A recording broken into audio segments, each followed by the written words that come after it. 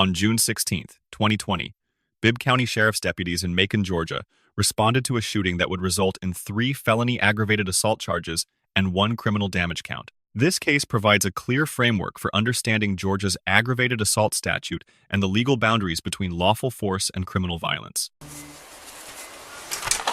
Sheriff's office. Come in. Madrika. Hey. Madrika. Ma'am. The sheriff is here. Did you call? Yes, ma'am. Yes, I'm sorry. Did you get shot? I got shot right here. Well, I got braided, not really shot. Okay. 4C21 dispatch. 21. Which way did he go? It's a girl. Her It's a name girl? Alexis Tharpe. Alexis Tharpe. 10-4, the suspect can be Alexis Tharpe. What kind of vehicle? It was a black Toyota. She drive a black Toyota. Car. I think it's a Camry? Camry. Is it like my car? Do you know which way she was it's going? black.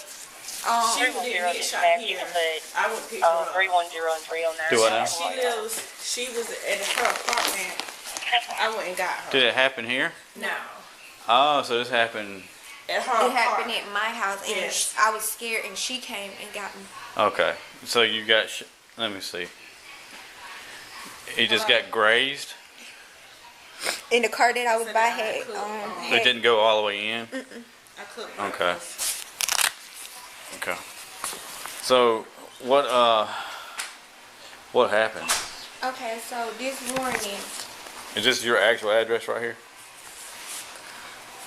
yes, that's Okay. my address. That's what I stayed. Okay, this morning she had wrote a status about me on Facebook. My friend had screenshotted to me. So I texted her. I was like, "Why you keep? This not her first time stalking me or threatening me or none of that." So I texted her. I was like, "Why you keep talking about me on Facebook or whatever like that?" And then she was like, "Something about my baby daddy, something about my baby daddy or whatever like that." And so she was like, This a girlfriend or a friend? This his girlfriend. This is my baby daddy girlfriend. Your baby daddy's girlfriend. Yeah, right. Okay. And so, 147-461, give me a call. Shut up before I come to your house and shoot your house up or whatever like that. We on the phone. She was like, before I come to your house and shoot your house up or whatever. But I never text her back because she always threatening me. She forever. She always threatening me like, what she gonna do to me? Her and my baby daddy jumped on me at Walmart a couple of months ago. Or whatever. So I was leaving out the man house that I work for, that stay by my house. And when I was leaving, 302 I Control, seen her, and when she seen me, she What's just that started address over shooting, and I ran. 744. Say that again now. Like when she seen me, she came to my house. She was like, shut up. Like we was on the phone. She was like, shut up before I come to your house and shoot your house up. And when I was leaving out the man house that I work for, I seen her, and when she seen me, she just started shooting. To the units out on Okay. Colorado. Is that thing safe? So what apartment was your friend at? The man that I work for, he stayed in L11. I stay L11? Yes, ma'am. Yes, sir. And I stay in M6. 2 to 309. Hey, how you doing? What is it? Hey. I just got graded. You got graded? Okay. 51 232 acknowledge on channel 4. 51 232 acknowledge on channel 4. Do you want to go to the hospital or anything? No. Who is that to you? 147 district on Your godmom? She picked you up? Yes, sir. Wilson told the officers she had been visiting a friend at Pendleton Homes when she walked outside, and that's when Alexis Tharpe allegedly started shooting at her while walking in her direction. Wilson ran, not just for herself, but for her child. She made it to her apartment, called her godmother, and left the area. Despite being grazed by a bullet, she refused to go to the hospital. Inside the ambulance, medics cleaned wounds on her right breast and left arm as she gave more information to the officer. Older or newer model black Honda? 10 out. Older or newer model black Honda? I'm not for sure. Dispatch, is the old or newer Honda that we're looking for? It's not a Honda, it's a black Toyota Camry. So this is just. Is it an older or newer model black? Looking for a black Toyota Camry. It's an older model. Like faded paint? Yeah, it got, I think the top of the hood faded or something like that, or the Okay. side of the door faded. It's got faded paint on the hood and on the side of the doors. Older model, black Toyota Camry. She lives over there. Like I said, if you get us again, call us back. Okay.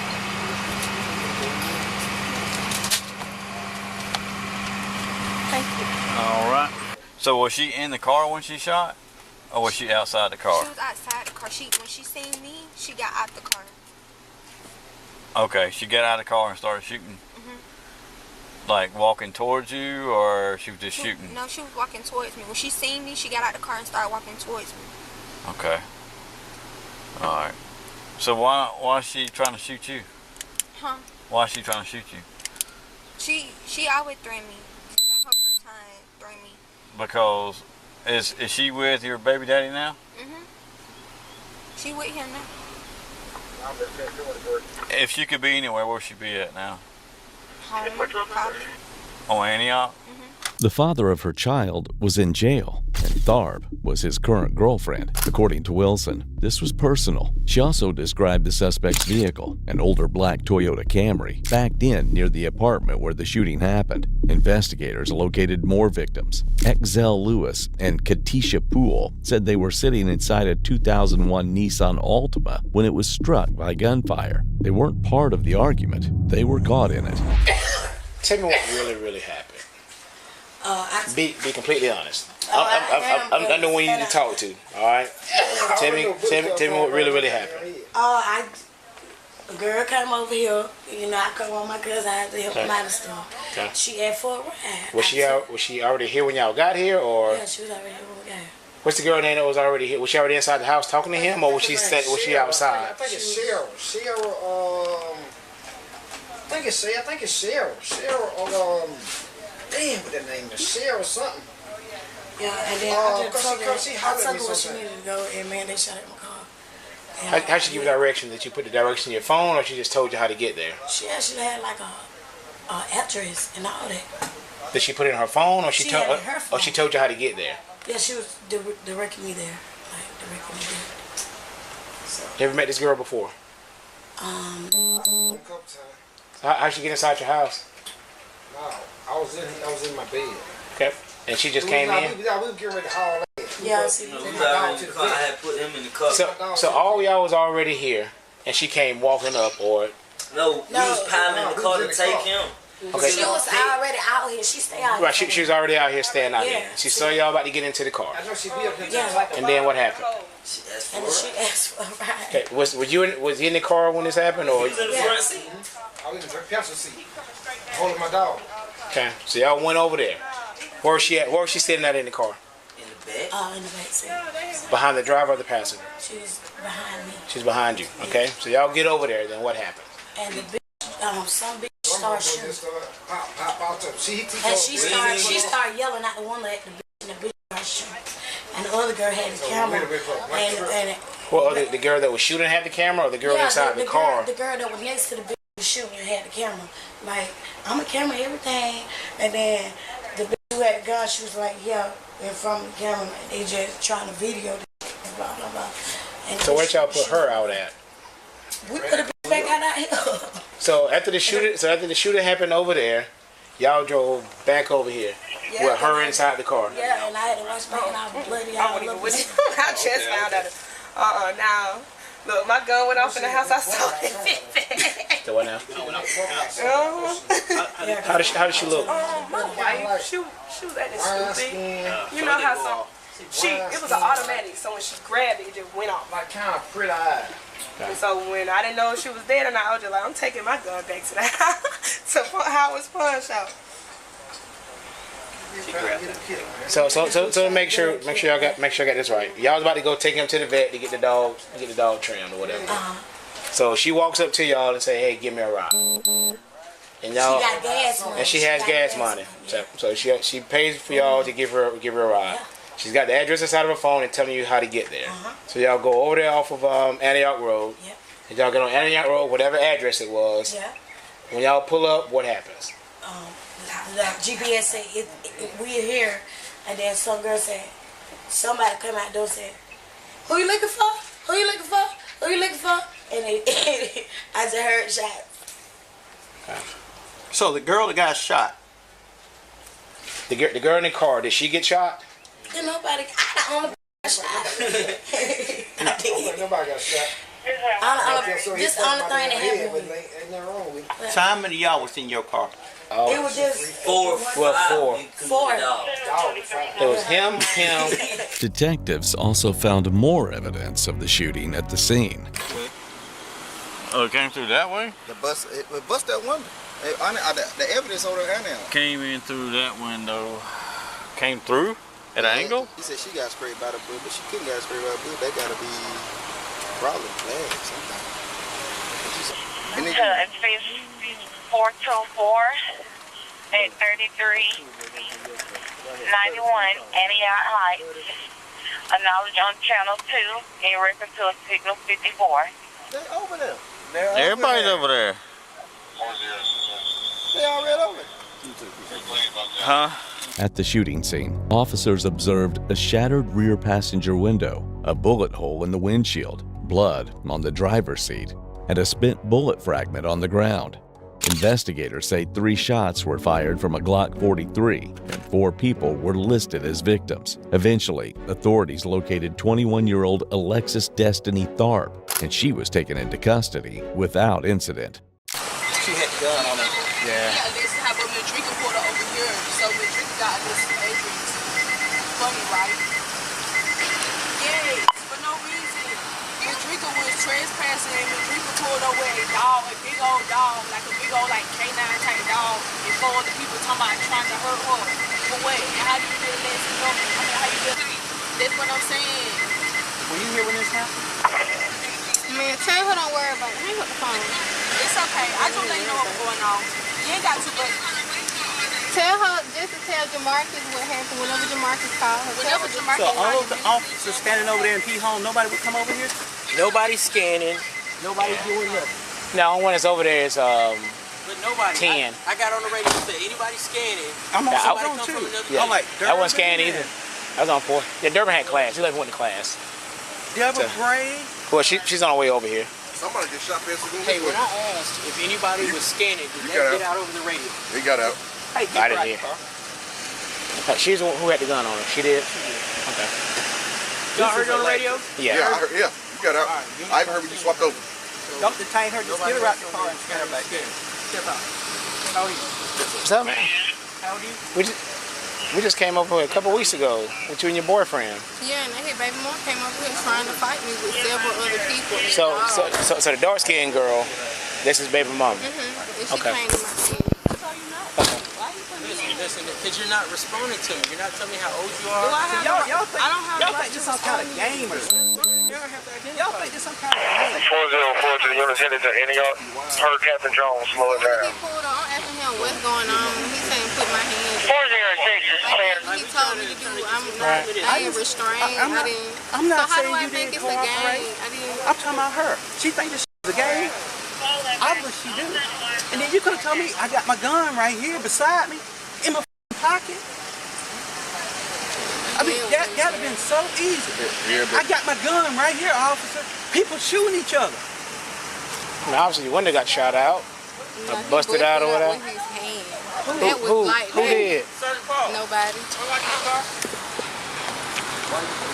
I need a handcuff key. My car, I don't have a jumper. I ain't got it.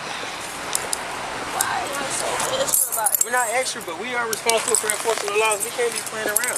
I know, but I'm gonna sit down right here. No, you don't have to sit down right here. Then you can sit in the back of the car. What's up, man? Everything's good with you? Marcus busted my window out. Wait. My boyfriend, he knows already. We need to bust it out. We need to bust it out. It was before that y'all came. Okay. The officer already noted it. It's already. Is that other guy with that? Is that guy? No. I think he's in jail. We chased him a couple weeks ago over in Penalties Homes. Is Robbie the one that called you for the 54? Yes. So, what happened? She called me early this morning. Who did? Who's her? Madrika Wilson. Let's examine the constitutional framework. Under Georgia Code Section 16-5-21, aggravated assault occurs when a person assaults another with a deadly weapon, with intent to murder, rape, or rob, or by discharging a firearm toward a person without legal justification. The key word here is justification. Georgia law recognizes only narrow circumstances where use of deadly force is legally permissible. For self-defense to apply in Georgia, 3 elements must be present. First, the defendant must have a reasonable belief of imminent danger of death or serious bodily injury. Second, the force used must be proportional to the threat faced. Third, the defendant cannot be the initial aggressor. All 3 elements must be satisfied. If anyone fails, the self-defense claim fails. In this case, the evidence indicates the defendant armed herself with a Glock 43 handgun, traveled to a location where she knew the victim would be, and opened fire. This pattern of behavior is inconsistent with self-defense. Self-defense requires responding to an imminent threat, not seeking out confrontation while armed. The charging decision reflects a critical aspect of Georgia assault law. 3 separate counts of aggravated assault were filed because multiple individuals were placed in reasonable fear of serious bodily harm. Under State v. Threat from 2010, the Georgia Supreme Court held that discharging a firearm in the direction of another person constitutes aggravated assault even without physical contact. This principle was further clarified in Rozier v. State in 2016, where the court held that actual injury is not required for aggravated assault.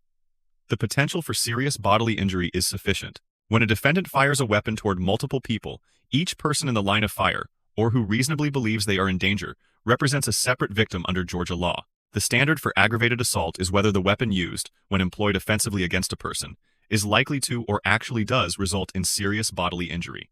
A firearm categorically meets this standard. The Glock 43 is a semi-automatic pistol chambered in 9mm. It is designed to cause serious bodily harm or death. There is no argument that it fails to qualify as a deadly weapon. Georgia's sentencing structure for aggravated assault ranges from 1 to 20 years imprisonment per count. With 3 counts, a defendant could face up to 60 years if sentences run consecutively. However, most cases resolve through negotiated plea agreements, where defendants plead to reduce charges or receive concurrent sentences in exchange for avoiding trial. The criminal damage to property charge under Georgia Code Section 16-7-23 becomes a felony when the damage exceeds $500. Multiple bullet holes in vehicle glass and metal easily exceed this threshold, making it a separate felony charge. Law enforcement response in this case demonstrates proper Fourth Amendment procedure. The arrest was based on probable cause established through witness identification, physical evidence at the scene including spent shell casings and bullet damage, and the victim's detailed statement. No warrant was required because the crime had just occurred and exigent circumstances existed. The coordination between Bibb County Sheriff's deputies and United States Marshals from the Southeast Regional Fugitive Task Force exemplifies effective multi-agency operations. When a violent felony suspect remains at large and armed, resource pooling increases the likelihood of safe apprehension while minimizing risk to officers and the public. From a constitutional perspective, reports, the arrest involved no apparent violations. The suspect was taken into custody without incident, indicating appropriate use of force. Miranda warnings were not required at the point of arrest because the suspect was not interrogated. Miranda applies to custodial interrogation, not to the arrest itself, evaluating the parties. The defendant receives a grade of F. There is no legal justification for arming oneself, seeking out another person, and discharging a firearm in a residential area. This conduct meets every element of aggravated assault and demonstrates complete disregard for human life and the law. The victim receives a C+. While she was clearly the victim of criminal assault, engaging in ongoing text message disputes with someone who has made violent threats shows poor judgment. Once threats are made, the appropriate response is to contact law enforcement and, if necessary, seek a protective order. The Bibb County Sheriff's Office receives an A-. Deputies responded professionally, gathered evidence effectively, coordinated multi-agency apprehension, and conducted themselves appropriately throughout. Minor radio communication issues represent the only area for improvement in an otherwise exemplary response. The lessons from this case are straightforward. First, domestic disputes and relationship conflicts do not justify use of deadly force under any circumstances. Georgia is a stand-your-ground state, but this applies only to legitimate self-defense situations, not to seeking out confrontation. Second, prior threats should be reported to law enforcement immediately. Once someone threatens violence, continuing to engage with that person through text, social media, or in person increases risk without providing any benefit. Create documentation, report to authorities, and disengage completely. Third, the consequences of firing a weapon in anger extend far beyond the immediate moment. A felony conviction results in loss of voting rights during incarceration, permanent prohibition on firearm possession, difficulty obtaining employment and housing, and potential decades of imprisonment. One moment of rage can destroy an entire life. Fourth, the presence of a firearm transforms conflict. What might have remained a verbal dispute or even a physical altercation becomes a potentially lethal encounter the moment a gun is introduced. Georgia law imposes severe penalties for aggravated assault precisely because firearms exponentially increase the risk of death. The legal system exists to resolve disputes through evidence, argument, and judicial decision. When individuals bypass this system and resort to violence, they subject themselves to the full weight of criminal prosecution. The law is clear, the penalties are severe, and the consequences are permanent. Let us know in the comments if there's a case or legal topic you'd like analyzed. Thank you for watching. Remember to subscribe for more legal analysis of real cases, and check out our second channel for additional content on criminal law and police interactions.